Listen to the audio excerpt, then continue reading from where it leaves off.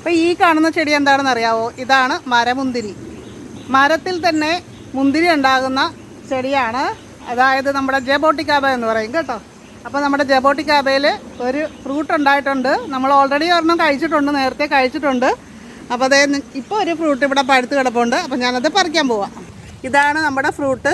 അതിൻ്റെ മുകളിൽ തന്നെ കുഞ്ഞു ഫ്ലവർ വരുന്നുണ്ട്. താഴെയൊക്കെ ഫ്ലവർ വരുന്നുണ്ട് കേട്ടോ. പല സ്ഥലങ്ങളിൽ കുഞ്ഞു കുഞ്ഞു വെള്ള സംഭവമാണ് ഫ്ലവർ വരുന്നത്. ഇത് നമ്മുടെ ആദ്യത്തെ ഫ്രൂട്ടെന്ന് പറയാൻ പറ്റില്ല. ഓൾറെഡി നമ്മളിവിടുത്തെ ഫ്രൂട്ട് കഴിച്ചു. സ്റ്റെഫിന് ഇതിൻ്റെ ഫോട്ടോയും എടുത്ത് കാണിച്ചു കൊടുത്ത് അവന് ഇഷ്ടപ്പെട്ടു. നമ്മളൊരു ഫ്രൂട്ട് കഴിക്കുകയാണ്.